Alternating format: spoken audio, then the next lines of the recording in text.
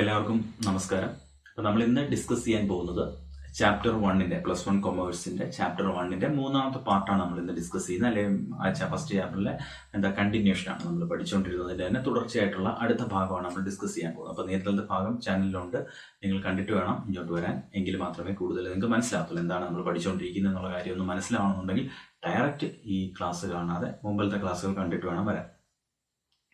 Okay, അപ്പം നമ്മൾ ഇന്ന് ഡിസ്കസ് ചെയ്യാൻ പോകുന്നത് ക്യാരക്ടറിസ്റ്റിക്സ് ഓഫ് എ കമ്പ്യൂട്ടർ എന്നുള്ളതാണ്. ബോർഡിലേക്ക് നോക്കാം, നിങ്ങൾക്ക് മനസ്സിലാവും ക്യാരക്ടറിസ്റ്റിക്സ് ഓഫ് എ കമ്പ്യൂട്ടർ. അതിനു മുമ്പ് ചാനൽ സബ്സ്ക്രൈബ് ചെയ്തില്ലെങ്കിൽ നിങ്ങൾ സബ്സ്ക്രൈബ് ചെയ്യണം, ആ ബെൽ ബട്ടൺ കൂടി ഒന്ന് പ്രസ് ചെയ്യുക. കാര്യം ഞാൻ ഈ ചാനലിലേക്ക് അപ്ലോഡ് ചെയ്യുന്ന ക്ലാസ്സുകൾ ഉടനെ തന്നെ നിങ്ങൾക്ക് നോട്ടിഫിക്കേഷനായിട്ട് കിട്ടാനും, അപ്പോൾ ഇതിൻ്റെ തുടർച്ചയായിട്ടുള്ള ക്ലാസ്സുകൾ ഞാൻ വീണ്ടും ഇങ്ങനെ അപ്ലോഡ് ചെയ്തുകൊണ്ടേയിരിക്കും. അപ്പോൾ അത് നിങ്ങൾക്ക് നോട്ടിഫിക്കേഷനായിട്ട് നിങ്ങൾക്ക് അറിയാൻ വേണ്ടി നിങ്ങൾ തീർച്ചയായിട്ടും സബ്സ്ക്രൈബ് ചെയ്ത് ആ ബെൽ ഐക്കണും കൂടി ഒന്ന് പ്രസ് ചെയ്യുക. ഓക്കെ ആണല്ലോ. അപ്പോൾ നമുക്ക് ഇന്നത്തെ ക്ലാസ്സിലേക്ക് പോകാം. കൂടുതൽ പറയുന്നില്ല. ക്യാരക്ടറിസ്റ്റിക്സ് ഓഫ് എ കമ്പ്യൂട്ടർ അല്ലേ, നോക്കിയ സ്ക്രീനിലേക്ക്. ക്യാരക്ടറിസ്റ്റിക്സ് ഓഫ് കമ്പ്യൂട്ടർ എന്താണ്? Characteristics of A computer. ഒരു കമ്പ്യൂട്ടറിന് കുറേ നല്ല കുറേ അല്ല, ഒരുപാട് നല്ല കാര്യങ്ങളുണ്ട്. അതുകൊണ്ടാണല്ലോ കമ്പ്യൂട്ടർ ഇത്രയും പ്രചാരത്തിലേക്ക് വരുന്നത് അല്ലെ. ഒരു ഇലക്ട്രോണിക് ഡിവൈസ് മാത്രമായിരുന്ന ഒരു കമ്പ്യൂട്ടർ ഇത്രയും പ്രചാരത്തിൽ, ഇത്രയും ആൾക്കാർ ഉപയോഗിക്കുന്ന ഒരു ഡിവൈസ് ആയിട്ട് മാറണം. ഇങ്ങനെ ഒരുപാട് നല്ല കാര്യങ്ങളുണ്ട് അല്ലെ, ഒരുപാട് നല്ല അഡ്വാൻറ്റേജസ് അതിനുണ്ടായതുകൊണ്ടാണ്. എന്നാൽ ചില ഡിസഡ്വാൻറ്റേജും അതിനുണ്ട്. എന്തൊക്കെയാണ് ഇതിന്റെ അഡ്വാൻറ്റേജ്, എന്തൊക്കെയാണ് ഇതിന്റെ ഡിസഡ്വാൻറ്റേജ് എന്നുള്ള കാര്യമാണ് നമ്മൾ ഇന്നത്തെ ക്ലാസ്സിൽ ഡിസ്കസ് ചെയ്യുന്നത്. അത് ചെറിയൊരു ക്ലാസ് ആണ്, അപ്പോൾ എല്ലാവരും ശ്രദ്ധിച്ചിരിക്കുക. ഇപ്പം നോട്ട്ബുക്ക് ഒക്കെ ഉണ്ടെങ്കിൽ നോട്ട് ചെയ്യണം കേട്ടോ. അപ്പോൾ ആദ്യം അഡ്വാൻറ്റേജസ് എന്തൊക്കെയാണെന്ന് നോക്കാം അല്ലെ. കുറച്ച് അഡ്വാൻറ്റേജസ് പോയിന്റ് ആയിട്ടുണ്ട്. സ്ക്രീനിലേക്ക് നോക്കുക. കുറച്ച് അഡ്വാൻറ്റേജസ് പോയിന്റ് ആയിട്ടുണ്ട്. ആദ്യത്തെ അഡ്വാൻറ്റേജ് നോക്കിയ സ്പീഡ് അല്ലെ. സ്പീഡ് എന്ന് വെച്ചാൽ എന്താണ്? കമ്പ്യൂട്ടർ ഭയങ്കര സ്പീഡാണ്. സ്പീഡ് എന്ന് വെച്ചാൽ എന്താണ്? ഒരു ജോലി ചെയ്യുവാനുള്ള സ്പീഡല്ല. അതിപ്പം ഓട്ടോ മത്സരത്തിൽ ഓടി ഫസ്റ്റ് മേടിക്കും അങ്ങനത്തെ ഒരു സ്പീഡല്ല. എന്താ സ്പീഡ് എന്ന് പറയുന്ന ഒരു ജോലി ചെയ്യുവാനുള്ള സ്പീഡ്. ഒരു മനുഷ്യൻ ചെയ്യുന്ന ജോലി, ഒരു മനുഷ്യൻ മാസങ്ങൾ കൊണ്ട് ചെയ്യുന്ന ഒരു ജോലി കമ്പ്യൂട്ടർ ചിലപ്പോൾ മിനിറ്റുകൾ അല്ലെ സെക്കൻഡുകൾക്കുള്ളിൽ ചെയ്യും അല്ലെ. ദശലക്ഷക്കണക്കിന് ഓപ്പറേഷൻസ് ഒക്കെ വളരെ സിമ്പിളായിട്ട് മിനിറ്റുകൾക്കുള്ളിൽ അല്ലെങ്കിൽ സെക്കൻഡുകൾക്കുള്ളിൽ ചെയ്യാൻ കഴിവുള്ള ഒരു ഡിവൈസ് ആണ് എന്തെന്ന് പറഞ്ഞാൽ കമ്പ്യൂട്ടർ. അപ്പോൾ ഒന്നാമത്തെ അഡ്വാൻറ്റേജ് എന്താണ്?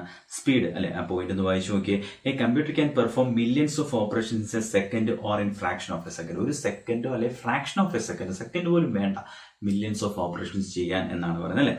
It can do in A minute as much work as a man do taking months and years. അതായത് ഒരു മനുഷ്യൻ ഇപ്പോൾ ഫോർ എക്സാമ്പിൾ പറയുകയാണ്, നിങ്ങളിപ്പം നിങ്ങളുടെ സ്കൂളിലെ 2000 തൊട്ട് 2020 വരെയുള്ള കുട്ടികളുടെ ഡീറ്റെയിൽസ് വേണം. അതിനകത്ത് പെൺകുട്ടികളുടെ ആൺകുട്ടികളുടെ തരംതിരിച്ച്, ജയിച്ചവര് തോറ്റവര് അങ്ങനെയുള്ള കൃത്യമായിട്ട് തരംതിരിച്ച് എന്താണ് അല്ലെങ്കിൽ കാസ്റ്റിന്റെ അടിസ്ഥാനത്തിലൊക്കെ തരംതിരിച്ച് ഒരു ലിസ്റ്റ് തയ്യാറാക്കാൻ നമ്മൾ ഒരാളെ ഏൽപ്പിക്കുകയാണെങ്കിൽ 2000 തൊട്ട് 2020 വരെയാണ് അല്ലെ 10-20 വർഷത്തെ ചെയ്യണമെങ്കിൽ മാസങ്ങളെടുക്കും. എന്നാൽ ഈ ഡേറ്റ കമ്പ്യൂട്ടറിനകത്ത് ഉണ്ട് എങ്കിൽ, കമ്പ്യൂട്ടറിനകത്തുള്ള ഡേറ്റ ആണെങ്കിൽ നിഷ്പ്രയാസം സെക്കൻഡുകൾക്കുള്ളിൽ ആ റിപ്പോർട്ട് പ്രിന്റ് ചെയ്തെടുക്കാം. ഒരു പ്രിന്റർ ഉണ്ടെങ്കിൽ കുറേ പേപ്പറിൽ പ്രിന്റ് ചെയ്തെടുക്കണമെന്ന് മാത്രമല്ല, പ്രിന്റ് ചെയ്തെടുക്കാനുള്ള സമയം മാത്രമേ എടുക്കത്തുള്ളൂ. വളരെ നിഷ്പ്രയാസം സോർട്ട് ചെയ്ത് വളരെ എളുപ്പത്തിൽ തന്നെ പ്രിന്റ് ചെയ്തെടുക്കാൻ പറ്റും. അപ്പം ഒരു മനുഷ്യൻ മാസങ്ങളെടുത്ത് ചെയ്യുന്ന പല ജോലികളും കമ്പ്യൂട്ടർ സെക്കൻഡുകൾക്കുള്ളോ മിനിറ്റുകൾക്കുള്ളോ ചെയ്തു തീർക്കും എന്നുള്ളതാണ് സ്പീഡ് കൊണ്ട് ഉദ്ദേശിക്കുന്നത്. മനസ്സിലാവുന്നുണ്ടല്ലോ. രണ്ടാമത്തെ പോയിന്റ് എന്താണ്? ആക്യുറസി. നമ്മളിപ്പോൾ ഒരു മനുഷ്യൻ എത്ര ശ്രദ്ധയോടുകൂടി ചെയ്താലും പലപ്പോഴും തെറ്റുകൾ ഉണ്ടാവാനുള്ള സാധ്യതകളുണ്ട് അല്ലെ, പല രീതിയിലുള്ള തെറ്റുകൾ. എന്നാൽ കമ്പ്യൂട്ടർ ചെയ്യുന്ന ജോലിക്ക് മാക്സിമം ആക്യുറസി ഉണ്ടാവും അല്ലെ, കൂടുതൽ ആക്യുറേറ്റ് ആയിട്ടായിരിക്കും അതിന്റെ റിസൾട്ടുകൾ എപ്പോഴും. എന്നാൽ നമ്മൾ കൊടുക്കുന്ന ഇൻപുട്ട് തെറ്റാണെങ്കിൽ തരുന്ന ഔട്ട്പുട്ടും തെറ്റായിരിക്കും, അത് അതിന്റെ കുഴപ്പമില്ല. എന്നാൽ കമ്പ്യൂട്ടർ ചെയ്യുന്ന ക്രിയകൾക്ക് ഒരിക്കലും തെറ്റ് വരാനുള്ള സാധ്യത വളരെ കുറവാണ്. ഇപ്പോൾ സോർട്ട് ചെയ്യുന്ന ആയിക്കോട്ടെ, നമ്മളിപ്പോൾ ഒരു സോർട്ടിങ് ചെയ്യുമ്പോൾ, നമ്മളൊരു അറേഞ്ച് ചെയ്യുമ്പോൾ ചിലപ്പോൾ ഒരാൾ മിസ്സായി പോവുക, അങ്ങനെയുള്ള പരിപാടികളൊന്നും കമ്പ്യൂട്ടർ ചെയ്യത്തില്ല. കമ്പ്യൂട്ടർ വളരെ ആക്യുറേറ്റ് ആയിട്ടായിരിക്കും എന്ത് ചെയ്യുന്നത്, ജോലികൾ ചെയ്യുന്നത്. അതാണ് ആക്യുറസി എന്ന് പറയുന്നത്. ഒരു മനുഷ്യൻ ചെയ്യുന്നതിനേക്കാൾ വളരെ കൃത്യമായിട്ട് ജോലികൾ എന്താണ്, കൃത്യമായ ഔട്ട്പുട്ടുകൾ പ്രൊഡ്യൂസ് ചെയ്യുവാൻ, അരിത്തമെറ്റിക് ആയിക്കോട്ടെ, അരിത്തമെറ്റിക് കാൽക്കുലേഷനുകൾ ആയിക്കോട്ടെ, മറ്റെന്തെങ്കിലും സോർട്ടിങ് പോലത്തെ ഓപ്പറേഷൻസ് ആയിക്കോട്ടെ, എന്ത് ഓപ്പറേഷൻ ആയാലും വളരെ കൃത്യമായിട്ട് എന്താണ് ചെയ്യുവാനുള്ള കഴിവ് എന്തിനുണ്ട്, കമ്പ്യൂട്ടറിനുണ്ട്. അതാണ് ആക്യുറസി എന്നുകൊണ്ട് ഉദ്ദേശിക്കുന്നത്. അടുത്ത ഡിലിജൻസ്. ഡിലിജൻസ് എന്ന് പറഞ്ഞു കഴിഞ്ഞാൽ ഒരു മനുഷ്യൻ എത്ര നേരം ഒരു ജോലി ചെയ്യാൻ പറ്റും. ഇപ്പോൾ ഫോർ എക്സാമ്പിൾ നമ്മൾ 10 മണിക്ക് ഒരു ജോലി തുടങ്ങി, എന്തെങ്കിലും ആയിക്കോട്ടെ, എഴുതുന്നതായിക്കോട്ടെ, നിങ്ങൾക്ക് എത്ര നേരം കുത്തിയിരുന്ന് എഴുതാൻ പറ്റും. പോട്ടെ, നിങ്ങൾക്ക് എത്ര നേരം ഒരു ക്ലാസ് ശ്രദ്ധിച്ചിരിക്കാൻ പറ്റും. 1 മണിക്കൂർ കഴിയുമ്പോൾ ബോറടിക്കും. പിന്നെ നിങ്ങൾ റെസ്റ്റ് എടുത്തിട്ട് പിന്നെ നിങ്ങൾ കുറച്ച് കഴിഞ്ഞായിരിക്കും വന്ന് നിങ്ങൾ അത് ചെയ്യുന്ന, അല്ലെങ്കിൽ ക്ലാസ് കാണുന്ന, കേൾക്കുകയൊക്കെ ചെയ്യുന്ന അല്ലേ. അപ്പോൾ നമുക്കൊരു ജോലി ഇങ്ങനെ തുടർന്ന് ചെയ്തുകൊണ്ടിരിക്കുമ്പോഴേ ബോറടിക്കും. അപ്പോൾ ആദ്യത്തെ ആ ഒരു എന്തൂസിയാസം അല്ലെ, ആദ്യത്തെ ആ ഒരു എനർജിയോടുകൂടി ആയിരിക്കത്തില്ല നമ്മൾ മണിക്കൂറുകൾ കഴിയും തോറും നമ്മൾ ആ ജോലി ചെയ്യുന്നത്. സ്വാഭാവികമായിട്ട് എന്താണ് ക്ഷീണിക്കും, അല്ലെ, നമുക്കൊരു മുഷിപ്പുണ്ടാവും, അതിന് ജോലി തന്നവനോടൊക്കെ നമുക്കൊരു മുറുമുറുപ്പുണ്ടാവും, ഇങ്ങനത്തെ പ്രശ്നങ്ങളൊക്കെ ഉണ്ടാവും, അല്ലെ. പക്ഷേ കമ്പ്യൂട്ടറിന്റെ കാര്യത്തിൽ അങ്ങനെ മുറുമുറുപ്പോ അല്ലെങ്കിൽ ഡിസൊബീഡിയൻ അല്ലെങ്കിൽ നമ്മൾ ഒബേ ചെയ്യാതിരിക്കുകയോ ഡിസൊബീഡിയന്റ് ആയിട്ട് പ്രവർത്തിക്കുകയോ ഒന്നും ചെയ്യത്തില്ല.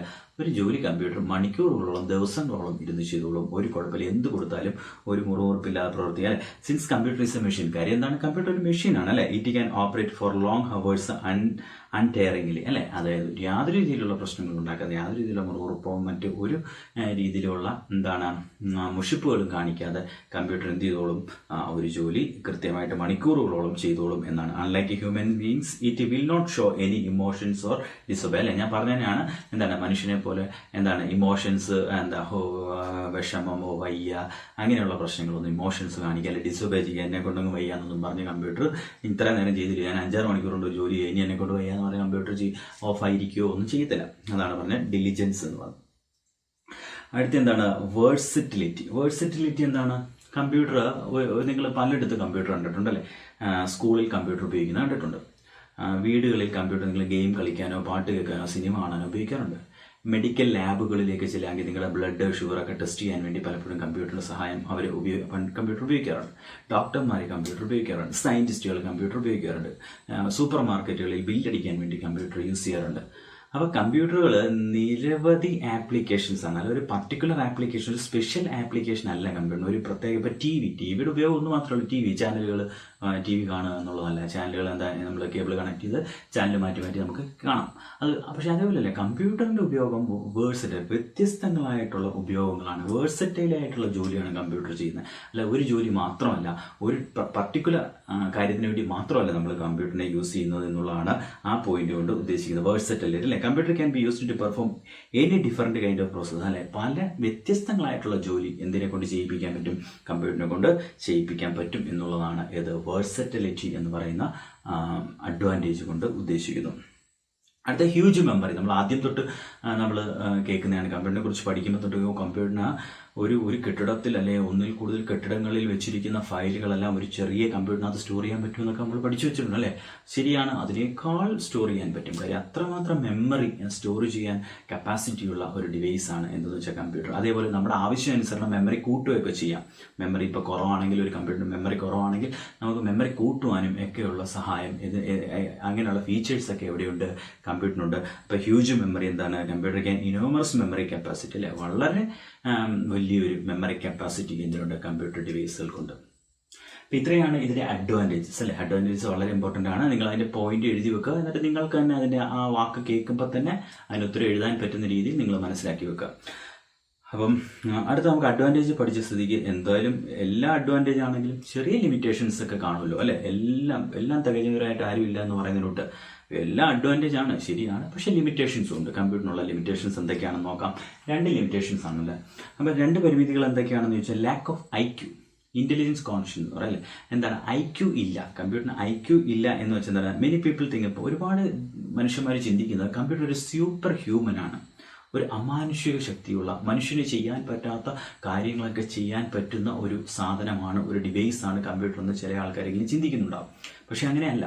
ഈ കമ്പ്യൂട്ടർ ഉണ്ടാക്കിയിരിക്കുന്ന ഒരു മനുഷ്യൻ, അല്ലെ. കമ്പ്യൂട്ടർ ഉണ്ടാക്കിയിരിക്കുന്ന ആരാണ്, മനുഷ്യർ തന്നെയാണ്. മനുഷ്യരാണ് അതിലേക്ക് എന്ത് ചെയ്തിരിക്കുന്നത്, ഓരോ സോഫ്റ്റ്വെയറും ഉണ്ടാക്കി സ്റ്റോർ ചെയ്തിരിക്കുന്നത്. അതിനനുസരിച്ചാണ് അത് പ്രവർത്തിക്കുന്നത്, അല്ലെ.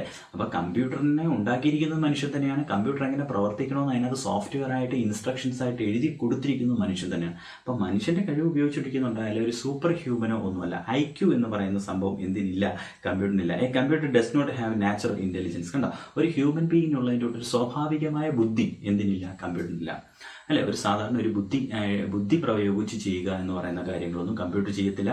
കമ്പ്യൂട്ടറിനകത്ത് എന്താണോ ഒരു മനുഷ്യൻ ഫീഡ് ചെയ്തിരിക്കുന്നത്, കമ്പ്യൂട്ടറിനകത്ത് എന്താണോ ഒരു മനുഷ്യൻ കൊടുത്തിരിക്കുന്നത്, അതിനനുസരിച്ച് കമ്പ്യൂട്ടർ പ്രവർത്തിക്കും.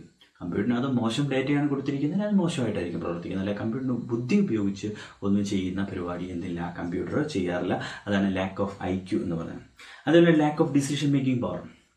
ഒരു മനുഷ്യനൊരു സാഹചര്യത്തിനനുസരിച്ച് പ്രവർത്തിക്കാനുള്ള, ഒരു തീരുമാനങ്ങൾ എടുക്കാനുള്ള കഴിവുണ്ടാവും, അല്ലെ. നിങ്ങളിപ്പോൾ ഫോർ എക്സാമ്പിൾ നിങ്ങൾ എന്താ പറയുന്നത്, മഴ വരുന്നു, എന്താ പറയുക, മഴയും ഇടിയൊക്കെ വരും, വീട്ടിൽ കമ്പ്യൂട്ടർ ഓൺ ആയിരിക്കുകയാണ്, കമ്പ്യൂട്ടർ തനിയെ അങ്ങ് ഷട്ട് ഡൗൺ ആവുമോ, ഇല്ല. പക്ഷെ മനുഷ്യൻ എന്താണ്, നമ്മൾ ഷട്ട് ഡൗൺ ചെയ്യുക, നമ്മൾ ലൈറ്റൊക്കെ ഓഫ് ചെയ്ത് നമ്മൾ കെയർ ചെയ്തതിനനുസരിച്ച്, അപ്പോൾ മനുഷ്യന് പല സാഹചര്യത്തിനനുസരിച്ച് തീരുമാനങ്ങൾ എടുക്കാനുള്ള കഴിവ് എന്തുണ്ട്, മനുഷ്യനുണ്ട്. പക്ഷെ കമ്പ്യൂട്ടറിന് അങ്ങനെയില്ല, അല്ലെ? Computer cannot decide on its own, സ്വന്തമായിട്ട് തീരുമാനങ്ങളൊന്നും, and does not possess like human being. അതായത് ഒരു മനുഷ്യൻ ചെയ്യുന്ന പോലെ സ്വന്തമായിട്ട് തീരുമാനങ്ങൾ എടുത്ത് എന്തെങ്കിലും പ്രാവർത്തികമാക്കാനുള്ള കഴിവ് ആർക്കില്ല? കമ്പ്യൂട്ടറിന് ഇല്ല. അതാണ് lack of decision making power എന്ന് പറയുന്നത്.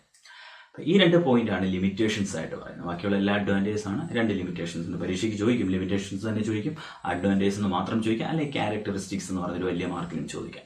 വളരെ ഇമ്പോർട്ടൻ്റ് ആയിട്ടുള്ള ഒരു ടോപ്പിക്കാണ്. തീർച്ചയായിട്ടും മനസ്സിലായി എന്ന് വിചാരിക്കുന്നു. അതോടൊപ്പം തന്നെ ഈ നിങ്ങളുടെ ടെക്സ്റ്റ് ബുക്ക് നിങ്ങൾ കണ്ടിട്ടുണ്ടെങ്കിൽ നിങ്ങൾ ശ്രദ്ധിക്കുക. ഈ പോർഷൻ കഴിയുമ്പോൾ കുറച്ച് എക്സസൈസ് ഉണ്ട്, അല്ലെങ്കിൽ കുറച്ച് ചോദ്യങ്ങൾ തന്നിട്ടുണ്ട്. നിങ്ങൾ തനിയെ ചെയ്യാനുള്ള ചോദ്യങ്ങളാണ്. ഒരു 5 ചോദ്യങ്ങൾ നിങ്ങൾ ടെക്സ്റ്റ് ബുക്ക് ഇല്ലാത്തവർ നോക്കി എഴുതിയെടുക്കുക. വീഡിയോ പോസ്റ്റ് ചെയ്തിട്ട് ആ ചോദ്യങ്ങൾ എഴുതിയെടുക്കുക. അതിൻ്റെ ഉത്തരം ഞാൻ അടുത്ത ക്ലാസ്സിൽ ഞാൻ അതിൻ്റെ ഉത്തരങ്ങൾ പറയാം. നിങ്ങൾ എഴുതുക. ഇതിൻ്റെ ഉത്തരവും നിങ്ങൾ എഴുതി വെക്കുക. എങ്കിൽ മാത്രമേ നിങ്ങൾക്ക് മനസ്സിലായി. ഇതുവരെ കഴിഞ്ഞ വീഡിയോയിലൊക്കെ കഴിഞ്ഞ വീഡിയോ ഒക്കെ കണ്ടവർക്ക് ഇതിന് ഉത്തരം വളരെ എളുപ്പത്തിൽ എഴുതാൻ പറ്റും. കാര്യം കഴിഞ്ഞ വീഡിയോ ഡിസ്കസ് ചെയ്താണ് കൂടുതലും ഈ ചോദ്യങ്ങളുടെ ഉത്തരമായിട്ട് വരുന്നത്. അപ്പോൾ ആ വീഡിയോ കണ്ടെങ്കിൽ മാത്രമേ ഇതിന് ഉത്തരം എഴുതാൻ പറ്റുള്ളൂ. അതുകൊണ്ട് കഴിഞ്ഞ വീഡിയോകളൊക്കെ കാണുക. എന്നിട്ട് ഈ 5 ചോദ്യങ്ങൾക്ക് ഉത്തരം തനിയെ എഴുതി വെക്കുക. അടുത്ത ക്ലാസ്സിൽ ഞാനിത് ഡിസ്കസ് ചെയ്യുമ്പോൾ ശരിയാണോ എന്ന് മാത്രം നിങ്ങളൊന്ന് ചെക്ക് ചെയ്യുക. ശരിയല്ലെങ്കിൽ എന്താണ് തെറ്റി എന്നുള്ള കാര്യം നോക്കി കറക്റ്റ് ചെയ്യുക. അപ്പോൾ ഓക്കെ ആണല്ലോ. അപ്പോൾ എല്ലാവരും പഠിക്കുന്നു എന്ന് വിചാരിക്കുന്നു. അതോടൊപ്പം തന്നെ അപ്പോൾ ഞാൻ അടുത്ത വീഡിയോ ഉടനെ തന്നെ ഇടും. അപ്പം അത് കിട്ടണമെങ്കിൽ, നോട്ടിഫിക്കേഷനായിട്ട് വരണമെന്നുണ്ടെങ്കിൽ തീർച്ചയായിട്ടും ചാനൽ സബ്സ്ക്രൈബ് ചെയ്യുക. അതേപോലെ ആ ബെൽ ഐക്കണും കൂടി ഒന്ന് പ്രസ് ചെയ്യുക. അതോടൊപ്പം തന്നെ ഒരു കാര്യം കൂടെ, നിങ്ങളുടെ അഭിപ്രായങ്ങൾ തീർച്ചയായിട്ടും നിങ്ങൾ കമൻറ്റുകളായിട്ട് രേഖപ്പെടുത്തണം. നല്ലതാണെങ്കിലും മോശമാണെങ്കിലും അല്ലെങ്കിൽ എല്ലാ രീതിയിലുള്ള ഫീഡ്ബാക്കുകൾ നിങ്ങൾ തീർച്ചയായിട്ടും നിങ്ങൾ കമൻറ്റുകളായിട്ട് നിങ്ങൾ രേഖപ്പെടുത്താൻ മറക്കരുത്. അപ്പോൾ അതിനനുസരിച്ച് എനിക്ക് എന്ത് ചെയ്യാൻ പറ്റത്തുള്ളൂ, എന്തെങ്കിലും മാറ്റങ്ങൾ അടുത്ത ക്ലാസ്സിൽ കൊണ്ടുവരാൻ പറ്റത്തുള്ളൂ. അപ്പം തീർച്ചയായിട്ടും എല്ലാവർക്കും മനസ്സിലാവുന്നുണ്ടെന്ന് വിചാരിക്കുന്നു, എല്ലാവരും പഠിക്കുന്നുണ്ടെന്ന് വിചാരിക്കുന്നു. അപ്പോൾ നമുക്ക് അടുത്ത ക്ലാസ്സിൽ കാണാം. അടുത്ത ക്ലാസ്സിൽ കാണുന്നവരെ ബൈ.